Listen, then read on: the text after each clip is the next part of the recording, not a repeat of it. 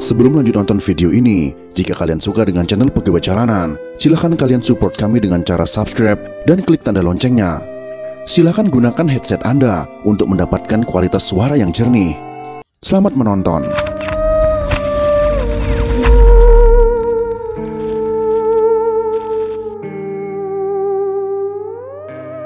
Pasti banyak dari kita yang tidak mengetahui peristiwa tiga daerah. Peristiwa tiga daerah adalah peristiwa revolusi di dalam revolusi dengan PKI sebagai dalang utama. Peristiwa ini berawal setelah 2 bulan proklamasi kemerdekaan Indonesia dan ketika hilangnya pemerintahan Jepang. Peristiwa ini terjadi di Kabupaten Brebes, Tegal, Pemalang, Karasidenan Pekalongan, Jawa Tengah. Menurut salah satu literasi, pemberontakan ini dipelopori oleh Parto Suktino yang menghasut Sakyani. Sakyani alias Kutil dijuluki Robespierre tiga daerah. Ia adalah orang yang memimpin peristiwa revolusi di tiga daerah tersebut. Saat Kutil berkuasa, semua elit birokrat, pangreh praja, yaitu residen, bupati, wedana dan camat, dan sebagian besar kepala desa diganti dengan orang-orang pilihannya. Para elit sebelumnya diculik dan dibunuh dengan cara disembelih. Lokasi yang digunakan untuk melakukan penyembelihan, salah satunya adalah di jembatan Talang Tegal. Sakyani adalah orang yang sejak kecil dipenuhi bintil-bintil kecil berwarna hitam yang memenuhi seluruh wajahnya. Ia selalu dihina oleh teman-temannya, sehingga ia dijuluki dengan nama Kutil karena wajahnya yang memang penuh dengan kutil. Walaupun setelah dewasa bintil-bintilnya menghilang, ia tetap dijuluki Kutil oleh orang-orang. Karena keadaannya itu, dia menjadi anak yang nakal dan tidak patuh terhadap orang tuanya. Didikan ayahnya yang keras membuat jiwanya terus memberontak. Didikan keras ini bagaikan mengasah kebencian dalam dirinya. Moral dan agama yang diajarkan padanya ditolak mentah-mentah olehnya, padahal ayahnya adalah seorang yang alim. Ia lebih memilih bergaul dengan orang-orang di pelabuhan yang memiliki tabiat buruk. Dia semakin tumbuh menjadi anak yang liar. Hal ini disebabkan pergaulannya di pelabuhan yang membuatnya belajar kemaksiatan dan kejahatan. Yang menjadi temannya ketika di pelabuhan adalah para perompak dan bandit. Karena pergaulannya yang buruk, ia sering berkelahi dengan temannya di sekolah yang menghinanya. Ia kemudian memilih untuk berhenti sekolah saat kelas 2. Ia kemudian menjadi kuat di pelabuhan. Ia diajari bertarung oleh para bandit agar bisa ditakuti dan dapat mempengaruhi orang lain dengan kekuatan. Karena sering berada di pelabuhan, dia banyak bertemu orang-orang yang datang dari penjuru negeri. Ia pun mulai mengenal ideologi komunisme, ideologi yang mengatakan sama rasa dan sama rata. Ideologi ini membuatnya merasa bahwa komunisme adalah ideologi yang menjawab keresahannya atas ketidakadilan dunia terhadapnya yang selalu dihina karena wajahnya. Oleh para komunis, dia dididik agar ia berani memberontak terhadap ketidakadilan dunia. Setelah banyak menerima ideologi komunis, ia kemudian menjadi aktivis PKI dan membuat Sarekat Rakyat di Tegal. Dia melakukan propaganda dengan menghasut para petani, buruh dan nelayan di Tegal untuk memberontak kepada pemerintah.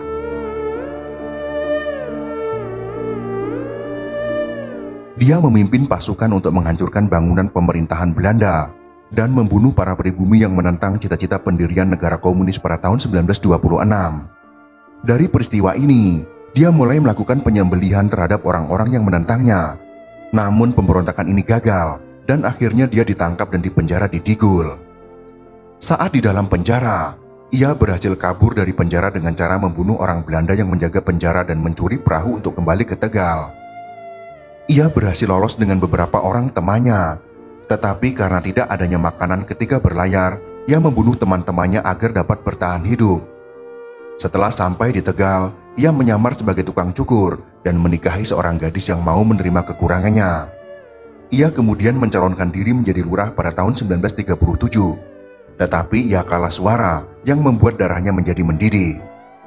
Ia kemudian berpura-pura menjadi guru ngaji agar tidak dicurigai oleh Belanda. Secara diam-diam ia mulai menjalin kontak dengan orang-orang komunis yang masih tersisa setelah pemberontakan tahun 1926.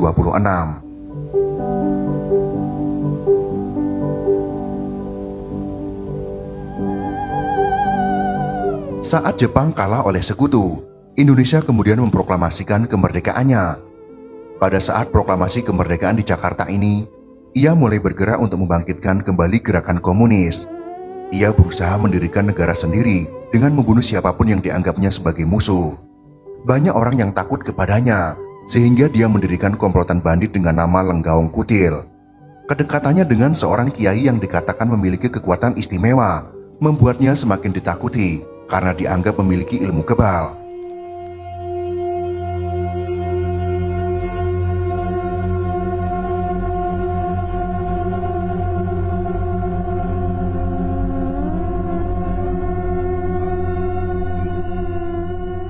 Pada bulan Oktober tahun 1945, Tan Malaka menginstruksikan gerakan anti suap raja kepada seluruh pimpinan PKI.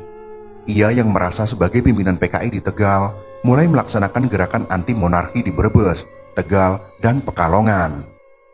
Dalam proses penggantian Pangreh Praja, ia menyiksa dan membantai siapa saja yang menentangnya. Dia menyembelih seluruh bangsawan dan pejabat yang menentang komunisme di Tegal. Ia juga menghidupkan sebuah organisasi yang bernama Angkatan Muda Republik Indonesia atau disingkat dengan AMRI yang berada di bawah PKI. Anggota dari AMRI adalah para pedagang, penjual makanan, petani miskin, tukang besi, dan penjual jamu. Markas mereka berada di ujung Rusi dan Talang. Seluruh pemuda AMRI memakai selempang janur kuning pemberian Kiai Magdum sebagai lambang perlawanan, pemberi kekebalan, serta penangkal roh jahat. Langkah awalnya adalah mengganti pejabat-pejabat lama dan orang-orang golongan Pangreh Praja dengan orang pilihannya. Pemerintahan, perusahaan-perusahaan, dan gudang-gudang berhasil dikuasai. Orang-orang yang tidak menerima keputusannya akan langsung disembelih. Dengan gerakan yang masif, ia berusaha mendirikan negara komunis sendiri di 3 daerah yaitu Tegal, Brebes, dan Pekalongan dengan memproklamirkan berdirinya negara Talang di 3 daerah itu. Slogannya saat itu adalah pemerintahan rakyat untuk menghancurkan pemerintahan Republik Indonesia. Pemikirannya itu ternyata disambut gembira oleh rakyat yang menganggapnya sebagai orang yang mengubah nasib mereka menjadi lebih baik. Dan siapapun yang menentangnya akan langsung disembelih oleh para anggotanya. Ia juga membuat kegiatan bawah tanah yang tertutup tanpa diketahui oleh banyak orang dengan melakukan penyusupan. Sakyani atau Kutil kemudian menangkap seorang bupati tua. Bupati itu ditelanjangi dan diseret ke dalam penjara. Pejabat pemerintahan lain dan para polisi diculik dan dibantai di jembatan Talang Tegal. Ia juga melakukan penyembelihan kepada etnis Cina di Brebes dan memperkosa perempuannya. Tidak ada satu orang pun yang menentangnya. Golongan bawah dan kalangan agama terpaksa mengikutinya karena takut dibunuh oleh si Kutil. Ia sengaja menggunakan pengaruh Islam dan ulama sebagai kekuatan politiknya dengan memasang tokoh Islam dan bandit sebagai bupati maupun kepala desa. Mereka yang menjadi petinggi itu harus tetap tunduk kepadanya. Sakyani atau Kutil sering melakukan pembunuhan dengan berdiri di atas podium dan membawa orang yang sudah ditangkap. Ia menyebutkan nama orang tersebut dan meminta persetujuan untuk menyembelihnya.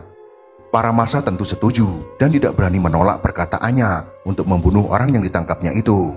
Sakyani dan anak buahnya juga mengepung rumah Raden Mas Harjo Wiono, lurah desa Cerih. Sakyani mengancam membakar rumah Raden Mas Harjo Wiono bila tidak keluar rumah. Raden Mas Harjo Wiono pun keluar bersama istrinya dengan pakaian resmi.